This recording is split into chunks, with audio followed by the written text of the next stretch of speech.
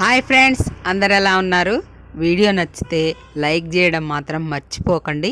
అలాగే మీరేమనుకుంటున్నారో కామెంట్ చేయండి friends. Comment చేస్తేనే మనకి రైటా రాంగా ఎక్కువ మన అభిప్రాయాలు, మన ప్రజల అభిప్రాయాలు ఎలా ఉన్నాయి అనేది మనకు కూడా తెలుస్తుంది.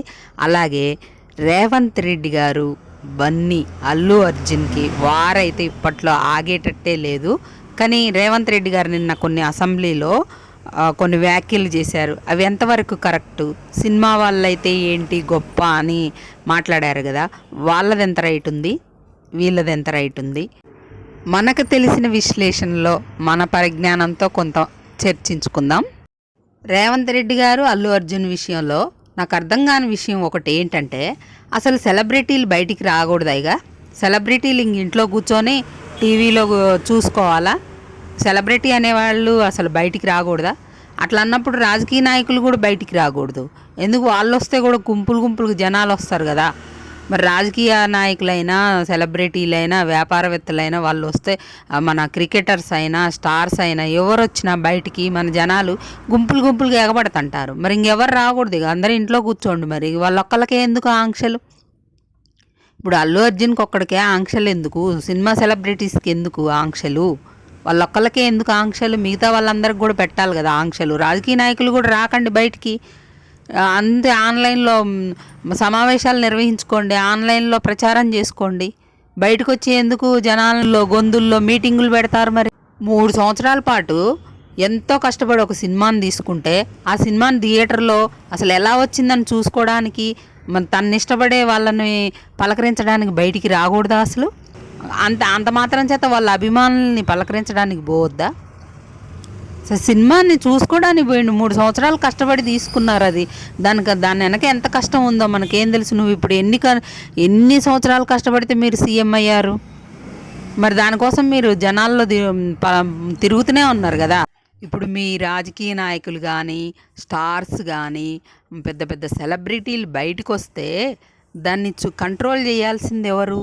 వాళ్ళకి సెక్యూరిటీ ఇవ్వాల్సింది ఎవరు? బయటకు వచ్చినప్పుడు దాన్ని బాధ్యతగా ఏ సంఘటనలు జరగకుండా చూసుకోవాల్సిన బాధ్యత ఎవరిది?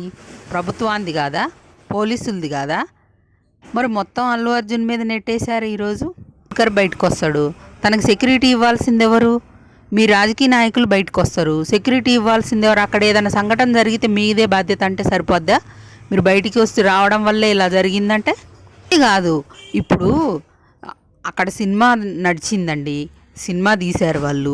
సినిమాలో పాప్కార్న్ దగ్గర నుండి అన్నిటికీ రేట్లే. మరి అవన్నీ గవర్నమెంట్కే కదా వచ్చేది. పాటలు పాడుకుంటారు కదా మీరు గవర్నమెంట్స్.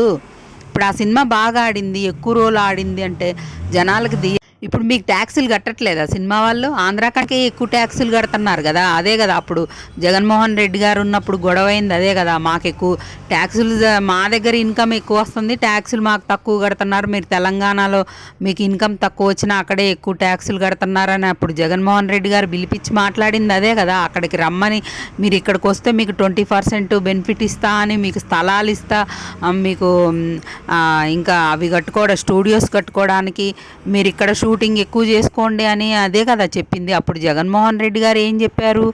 మీరు టికెట్లు ఇంత రేట్ అని ఫిక్స్ చేస్తా, నేను ఇష్టం వచ్చినట్లు మీరు రేట్లు పెంచుకోవడానికి వీల్లేదు, ఇష్టం వచ్చిన రేట్లకు అమ్ముకోవడానికి వీల్లేదంటే ఆ రోజు జగన్ ఒక శత్రువులాగా, ఒక విలన్ లాగా చేసి పెద్ద డిబేట్లు పెట్టి స్టూడియోలలో ఇంత అన్యాయం, ఆ సినిమా వాళ్ళకి ఇంత అన్యాయం చేస్తాడు జగన్మోహన్ రెడ్డి అని ఒక రాక్షసుల్లా చిత్రీకరించారు. ఇప్పుడు అసలు బెనిఫిట్ షోలే వద్దు, నేనున్నాళ్ళు ఇవి నడవనియ్యను అని కరాఖండికి చెప్తుండు. మరి ఇప్పుడు ఏం చేస్తారు మీరు? మరి ఇప్పుడు వేరే మీ స్వరాలు మారినాయి ఏంటి?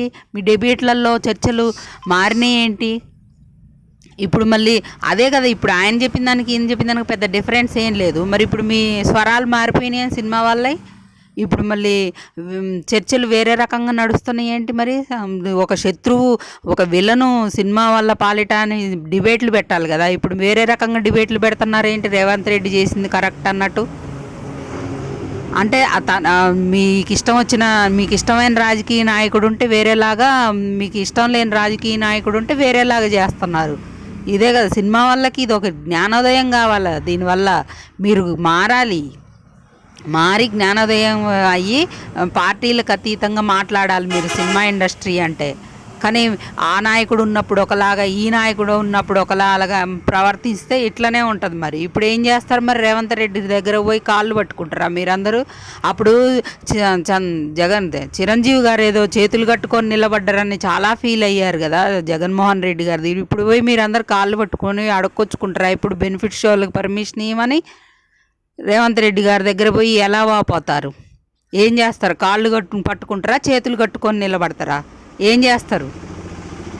ఒకప్పుడు ప్రగల్భాలు పలికారే, మా చేతుల్లోనే మేము దలుచుకుంటే ఏదైనా ఏ ముఖ్యమంత్రినైనా దింపగలమని. సినిమా ఆంధ్రాలో ఆకక్షతోనే కదా మీరంతా వచ్చి పని చేశారు ఇక్కడ. జగన్మోహన్ రెడ్డి మీకు ఏదో సినిమా వాళ్ళకి అన్యాయం చేస్తాడని చెప్పి ఆయన గద్దె దించాలని అందరూ ఏకదాటికి వచ్చి దిగి ఇది చేశారు కదా ఆయన్ని దింపే వరకు. మరి ఇప్పుడు ఏం చేస్తారు? రేవంత్ రెడ్డిని దింపుతామని ప్రగల్భాలు పలకరే. మీడియా ముందుకు వచ్చి ఒక్క మాట మాట్లాడండి, డిబేట్లలో మాట్లాడండి. మేము ఈ ప్రభుత్వాన్ని దింపుతాం, మాకు అన్యాయం చేస్తాడు, సినిమా వాళ్ళకి అన్యాయం చేస్తాడు అని ఒక్క మాట మాట్లాడమను రేవంత్ రెడ్డి గురించి. ఆ దమ్ము లేదా మీకు? సినిమా వాళ్ళకి ఆ ధైర్యం ఎడిపోయింది. ఇప్పుడు జగన్మోహన్ రెడ్డి మీద లేచిన నోర్లు ఇప్పుడు రేవంత్ రెడ్డి మీద ఎందుకు లేవట్లేదు? అదే చంద్రబాబు నాయుడు గారు ఉంటే అదే ప్లేస్లో అలాగే చేస్తారా? అలాగే నోర్లు లేస్తాయా? ఇప్పటికైనా మీరు జ్ఞానోదయం చేసుకోవాల్సింది అదే.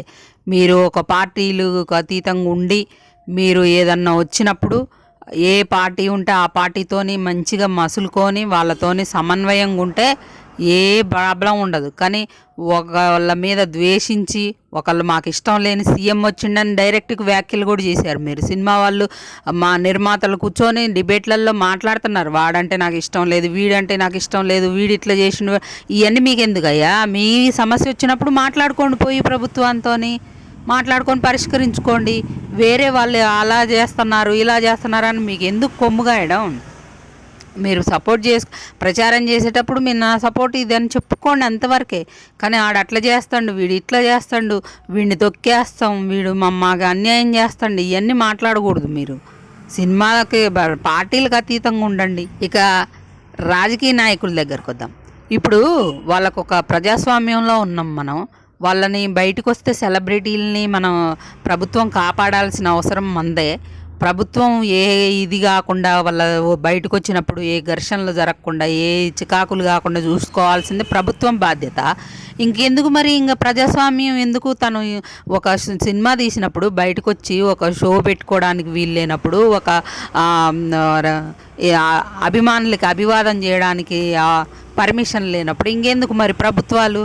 ఏం చేయడానికి? గడ్డి వేగడానికి వచ్చినాయి ఆ ప్రభుత్వాలు? ఒక సినిమా వాళ్ళు కానీ వాళ్ళు ఎవరైనా సరే మన బయటకు వచ్చినప్పుడు వాళ్ళని సేఫ్టీగా వాళ్ళని చూడడానికి వచ్చిన వాళ్ళని సేఫ్టీగా పంపించాల్సిన బాధ్యత ఎవరి? ప్రభుత్వాలయే కదా. ప్రజాస్వామ్యంలో బతుకుతున్నప్పుడు స్వేచ్ఛగా వాళ్ళు బయటకు వచ్చే వీలే లేనప్పుడు, ఆ భద్రత మీరు కల్పించలేనప్పుడు మీ ప్రభుత్వాలు ఎందుకు?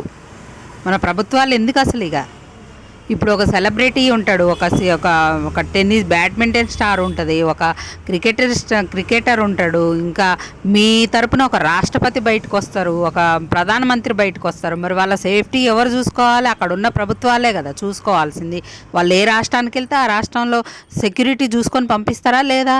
ఇప్పుడు అక్కడ పర్మిషన్ ఇచ్చింది ఎవరు? మీరే. రమ్మన్నది ఎవరు? పర్మిషన్ ఇవ్వకుండా ఉండాల్సింది కదా. మరి మీరు పర్మిషన్ ఇచ్చి మళ్ళీ మీ వల్ల ఇలా జరిగిందంటే ఎవరిది తప్పు? పర్మిషన్ ఇచ్చిందే మీరు. మళ్ళీ తనని బయటికి పోవడానికి వీల్లేదు, పలకరించడానికి వీల్లేదు, హాస్పిటల్కి పోవడానికి వీల్లేదు, నువ్వు అసలు బయటికి రావడానికి వీల్లేదని వాళ్ళ హక్కుల్ని భంగం కలిగించడానికి మీరెవరండి? ఈ ప్రజాస్వామ్యంలో వాళ్ళు అసలు బయటికే రాకూడదు, మీరు బయటే తిరగకూడదు అని ఆంక్షలు పెడుతుంటానికి మనం ఎవరం? అసలు ఎవరి హక్కుల్ని ఎవరు కాలు రాయలేరు. వాళ్ళని బయటికే రావద్దనే కండిషన్ పెట్టే రూల్ మనకి ఎక్కడిది? ఎంత ప్రభుత్వం అయితే మాత్రం. అది ఇప్పుడు మీరున్నారు, రేపు ఏ రైతులో ఎవరో ఆత్మహత్యలు చేసుకుంటున్నారు, వాళ్ళని బలకరించడానికి పోకూడదు అంటే సల్లుబాటు అయిద్దా? అదే మీరు ఏ పార్టీకో సభ పెట్టడానికి సమావేశాలు చేయడానికి పోకూడదు అంటే చెల్లుబాటు అయిద్దా? ఇదెక్కడ న్యాయం అసలు? కక్షపూరితంగా ఉన్నాయి ఇవి. ఒక మనిషి మీద కక్ష చూపిస్తున్నట్టు కనపడుతుంది అంతే. ఇది ఏ కోర్టు కూడా ఇలా నువ్వు బయటికి రావడానికి వీల్లేదు, నీ స్వేచ్ఛకు భంగం కలిగిస్తాం మేము, నువ్వు ఇంట్లోనే కూర్చోవాలి, నువ్వు బయటే తిరగడానికి వీల్లేదు, నువ్వు అట్లా బయటికి అసలు తిరగడానికి వీల్లేదు, బయటికి పోవడానికి వీల్లేదు, నువ్వు బయట కనపడడానికే వీల్లేదని ఏ కోర్టు తీర్పు చెప్పిద్దండి? ఏ కోర్టు చెప్పిద్ది తీర్పు? రాజకీయ నాయకుడికి చెప్పమనండి, అలాగే అందరికి ఒకే న్యాయం చెప్పమనండి. ఎవరైనా సరే, సినిమా వాళ్ళైనా రాజకీయ నాయకులైనా వాళ్ళ పద్ధతి ప్రకారం నడుచుకోవాలి. ఈరోజు నాకు అధికారం ఉంది కదా అని నీ ఇష్టం వచ్చినట్టు నేను ఆర్డర్లు వేస్తా అంటే చెల్లదు. నేను సినిమా వాళ్ళం, మేము పాపులారిటీ ఉంది మాకని మాకు ఇష్టం వచ్చినట్టు చేస్తాం మేము అని ప్రభుత్వాల మీద చూయిస్తామన్నా చెల్లదు, ఎవరిది చెల్లదు. ఎవరు పద్ధతి ప్రకారం, ఎవరు రూల్స్ ప్రకారం వాళ్ళు నడుచుకోవాల్సిందే. ఇది ఇద్దరిది తప్పు ఉందని నా అభిప్రాయం. ఇది ఇద్దరి వల్ల తప్పు ఉందని నా అభిప్రాయం. ఇప్పుడు ఇక్కడ జరిగిన సంఘటనలో అల్లు అర్జున్ ఒకవేళ తప్పు ఉంటే అంతకంటే పెద్ద తప్పు మీ ప్రభుత్వాన్ని, మీ అధికారులది ఉంది. ఎట్లా అంటే అక్కడ భద్రతా విషయంలో ఫెయిల్ అయ్యారు, మీ అధికారులు ఫెయిల్ అయ్యారు, భద్రత కల్పించడంలో ఫెయిల్ అయ్యారు. దానివల్ల నేను ఉన్నంతకాలం ఆ సినిమా థియేటర్కి పర్మిషన్ ఇయ్యను అనడం కరెక్ట్ కాదు. అక్కడ మీ అధికారుల తప్పు కంటికి కనపడుతుంది. అక్కడ మళ్ళీ తను ఆ సంఘటన జరిగిన సంగతి ఆ రోజు నాకు తెలియదు, పోలీసులు చెప్పలేదని తను చెప్తున్నాడు. తర్వాత తెలిసిన తర్వాత నేను వెళ్తా అంటే పర్మిషన్ ఇయ్యంది మీరు, ఈరోజు కనీసం జాలి చూపించలేదంటున్నారు. 25 లక్షలు అనౌన్స్ చేశాడు కదా. పిల్లోడు హాస్పిటల్లో ఉంటే ఆ ఖర్చంతా తను భరిస్తా అని చెప్తున్నాడు కదా. అంటే ప్రాణం పోయాక ఇవన్నీ పెడితే ఏం లాభం అనుకోవచ్చు. ఆ సంఘటన జరగటం చాలా దురదృష్టం. మీరు ఎన్నో హామీలు ఇచ్చారు, ఈరోజు ఎన్నో హామీలు ఇచ్చారు, అందులో సగం కూడా నెరవేరట్లేదు. మరి రైతులకి 2 లక్షల రుణమాఫీ అన్నారు, వాళ్ళు కట్టకుండా అట్లనే గుడ్లల్లో పెట్టి చూస్తున్నారు. మరి వాళ్ళు ఆత్మహత్యలు చేసుకుంటున్నారు. మరి వాళ్ళు చచ్చిపోయినాక వాళ్ళ సావులకి ఎవరు కారణం? మీరేనా?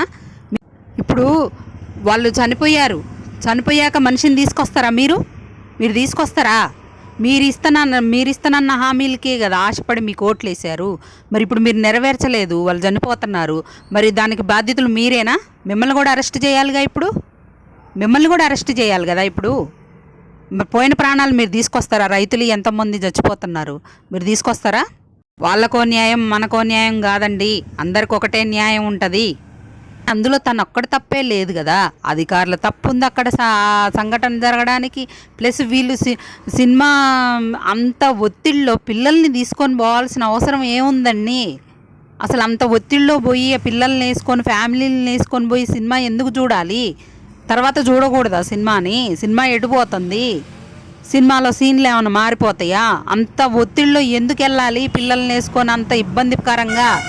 అక్కడికి ఒక హీరో వస్తాడని తెలుసు, ఫస్ట్ రోజు అంత రష్ ఉంటుందని తెలిసినప్పుడు మన సేఫ్టీ మనం ఆలోచించకుండా మనం ఎందుకు వెళ్ళాలి అక్కడికి?